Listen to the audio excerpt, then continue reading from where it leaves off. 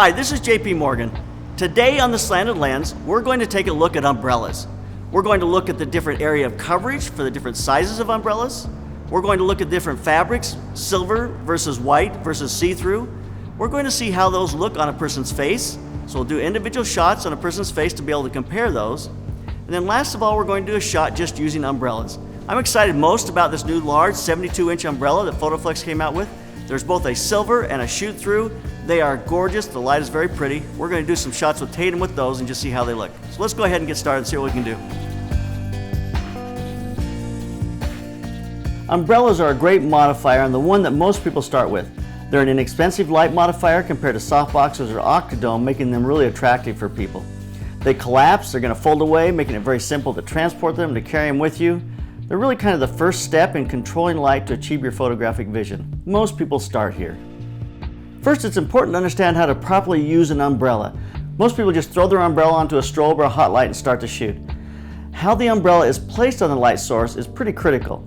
If the light is too close to the umbrella, it makes it more harsh. If the light is too far away from the umbrella, then your light source is spilling all over the room and creating a secondary light source. I've done both of these before on purpose to add some fill light to the room or to make it a little more directional and a little more specular on a person's face.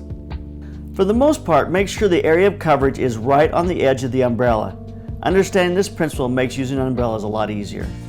Using our target, let's take a look at the area of coverage of the different types of umbrellas. Our Triton flash is placed 8 feet from the center of the target. The camera is placed right next to the center of the umbrella. We're going to make our exposure equal 11.5 on the light meter for each setup. We'll keep this constant but let you know what the light loss or gain is for each umbrella. Our first umbrella is a 30-inch white umbrella with a black backing.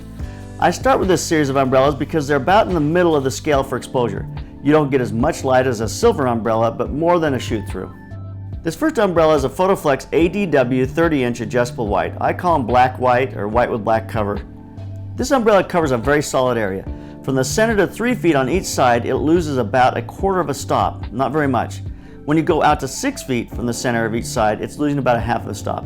Very broad area of coverage with little fall off. It's a broad source. The black backing keeps your light under control so it doesn't throw light onto the ceiling or other people on the set you don't want to light. It's a more controlled light than a shoot-through. Let's now go to the ADW 45-inch adjustable white. This is a larger light source. Let's see how it reacts. We get a very similar area of coverage as the 30-inch. We lose about 1/4 of a stop at 3 feet and then about 1/2 a stop at 6 feet. Remember, large sources of light do not cover a larger area. They just become softer. It's the same with umbrellas. Let's now go to the silver 30-inch umbrella, the ADH 30-inch adjustable silver. We gain a full stop in light with this umbrella. That silver really kicks out a lot of light. This is a much more focused light source. At 3 feet on each side, we lose about 3/10 of a stop. At 6 feet out, we lose about 3/4 of a stop. So it's falling off much faster than our previous umbrella. As you move this umbrella closer to your subject, it's going to be a much more focused light source. Let's now go to the silver 45-inch umbrella, the ADH 45-inch adjustable silver. We gain the same one stop in light with this umbrella, but the area of coverage is a bit broader. This broadness in area of coverage could have just been our test, but at 3 feet out, we gain about 3/10 of a stop. At 6 feet out, we get 1/2 of a stop fall off. So it's not falling off quite as fast as a 30-inch, but it fell off very quickly after 6 feet. So when I say we're going out to 6 feet, that's 6 feet on each side, so it's a 12-foot area coverage. Now for the big boy. This is a 72-inch parabolic umbrella. Parabolic means that it's a little deeper, has a little deeper shape. With this umbrella, we got 1.5 more light than the white-black umbrella. It's the silver lining and the parabolic shape that focuses the light. This is a very focused light source. The light fell off to 1/2 a stop at 3 feet and 1.5 stops at 6 feet. A very narrow area of coverage, but a nice specular light. Let's now look at a 30-inch shoot-through umbrella. The Photoflex RUD 30-inch white shoot-through. We're bouncing light out of the umbrella, not shooting through the umbrella for this first test. With this umbrella, we did not lose any light value as compared to the version with the black cover. The light fall off has the very same pattern as the version with the black cover. We lose about 1/4 of a stop at 3 feet and 1/2 a stop at 6 feet. What makes these different is that this series of umbrellas you can bounce or shoot through, which make them into 2 different light sources, one very soft and one very directional.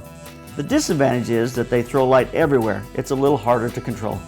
Let's now look at a 45-inch shoot-through umbrella, the Photoflex RUD 45 white shoot-through. We're bouncing light, not shooting through the umbrella. This has the same light pattern as a 30-inch. It has a 1/4 stop fall off at 3 feet and a 1/2 stop at 6 feet. It's very much the same as the white with the black cover. Now let's take a look at what I think is my favorite umbrella. It's a 72-inch shoot-through umbrella. This is a very soft light and a joy to work with, it truly is. The area of coverage is very similar to the 45 and 30-inch. At 3 feet we lose about a 1/4 stop, and at 6 feet we lose about 3/4 stop. It's falling off just a little faster. More than likely it's a parabolic shape that narrows the light pattern. For our next test we're going to shoot through a 30-inch shoot-through umbrella. The light is more narrow. At 3 feet we lose about a 1/4 stop, but at 6 feet we lose almost a stop. So when we shoot through them, it's a little narrower light. When we shoot through the 45-inch shoot-through umbrella, it gives us the very same result. The 72-inch umbrella shooting through gives me the very same result as well. You know, we did lose about a stop of light shooting through an umbrella when we were on set, but no loss of light when we tested it the next day.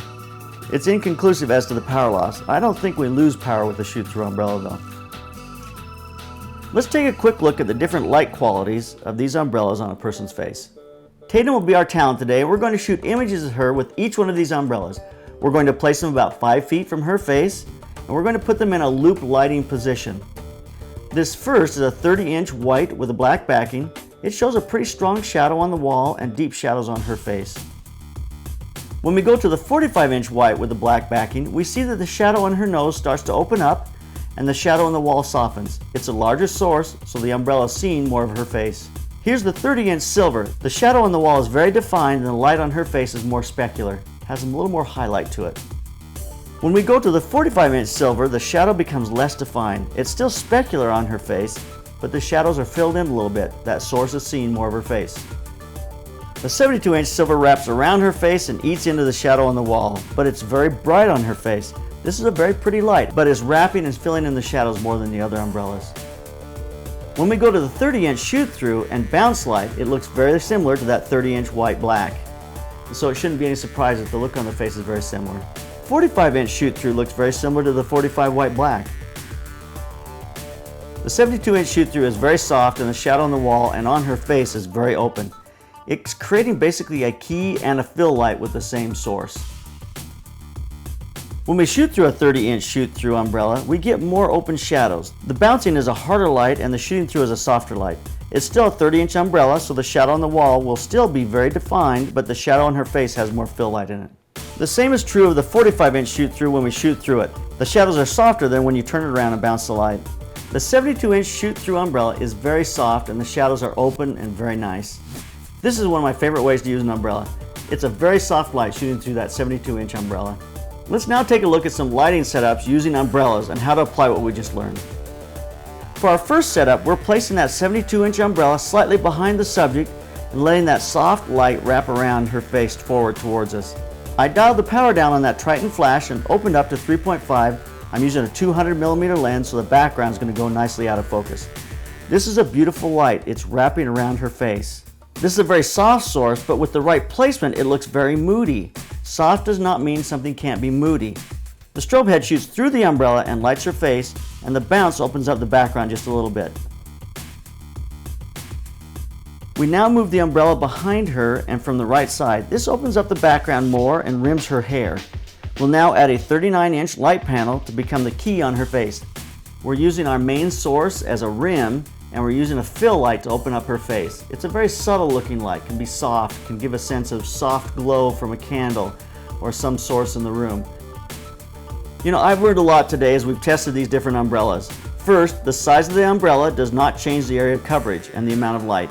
Second, the shoot-through and the white with the black cover have about the same light quality and the same area of coverage. The black back is better for light control, and the shoot-through is two umbrellas in one. Soft shoot-through and a hard bounce. When I want a light on a background, I'll use the white-black. It puts the light on the background and not on anything or anyone else. We learned once again that large sources make for softer light and smaller sources make for harder light. The size does not change the area of coverage. The shape of the umbrella does, however. The parabolics will vignette the light. It's going to fall off a little faster. It's going to be a little more focused than the flatter umbrellas. The flatter umbrellas have a broader area of coverage. There is a highlight specularity with those silver umbrellas that you just don't see in the other fabrics. All in all, there's great information here to help you understand umbrellas and to see how you can use them as you're creating your images. Now get out there and keep those cameras rolling. Keep on clicking. We have a great product we're going to review today here called Tablez. It's T-A-B-E-L-Z. They make a great product. It's a table you can put your laptop on, you can tether to. It hooks either to a tripod or you can hook it to a regular stand, a C-stand or a regular stand. They really are a great table. They've got a side table for your mouse. They have just different accessories if you want to put a cup holder, other things on it. It really makes it a convenient piece of equipment to use on set. I like it on a short C-stand. If you're going to be in low or you have to be in tight on something, it's really easy to set this up that way. One nice thing about putting these on a tripod versus a stand is you got a ball head on your tripod, so you can rotate these to give you the angle you want to work at. It makes it easy to go up and down. Stand is quick because you can go up and down quick, but it's kind of flat. And you can get a ball head adapter if you have something like that to be able to do that same thing on a stand. But it's just the ease of use of having this small platform. You can throw these in a case, carry it with your laptop, set it up quickly. It makes it nice for being on set. So they're really a great piece of equipment. Great guys, Table, T-A-B-E-L-Z. Like I say, not my sponsor. Met them at a show, thought they had great product, so I thought you'd like to hear about it.